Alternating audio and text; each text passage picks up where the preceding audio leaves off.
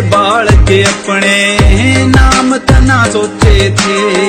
मन के बेरा बैरण किस्मत में धोखे थे। पैसे के मुंह में आगी प्यार का मोल तू लागी। लाखा का होया करता माटी के तोल तू लागी। मेरे गीता में खड़ी तू जिंदगी ते दूर बड़ी तू।